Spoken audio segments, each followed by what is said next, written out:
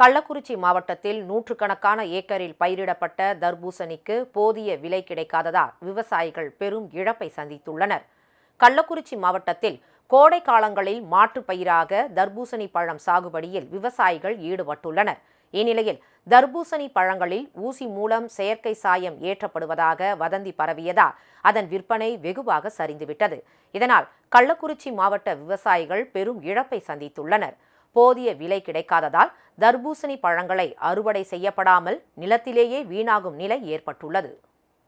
இப்போ பார்த்தீங்கன்னா விலை இல்லாமல் ரொம்பவும் வீழ்ச்சி அடைஞ்சு வியாபாரிகள் வரமாட்டாங்க. 2 ரூபாய்க்கு 3 ரூபாய்க்கு 4 ரூபா அந்த மாதிரி கேட்டுட்டு இருக்காங்க. இந்த விலைக்கு விற்று நாங்கள் ஒன்றுமே பண்ண முடியலைங்க சார். ஒரு ஏக்கர் நம்ம சாகுபடி பண்ணுறதுக்கே கிட்டத்தட்ட 60,000 கடைசி வரைக்கும் 60 to 70,000 வரைக்கும் செலவாயிருதுங்க. இப்போ 2 ரூபா 3 ரூபாய்க்கு விற்றோம்னா எங்களுக்கு செஞ்ச செலவே வராமல் ரொம்ப கஷ்டத்தில் மன உளைச்சலாக இருக்கும்.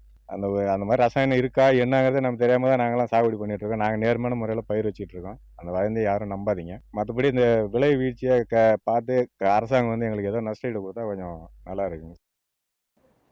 சேலம் மாவட்டம் மேட்டூர் பகுதியில் தர்பூசணி பழங்கள் விளைச்சல் அதிகரித்து காணப்படுகிறது. ஆனால் ஒரு பழம் 2 முதல் 3 ரூபாய் வரை மட்டுமே விலை போவதாக விவசாயிகள் வேதனை தெரிவித்துள்ளனர்.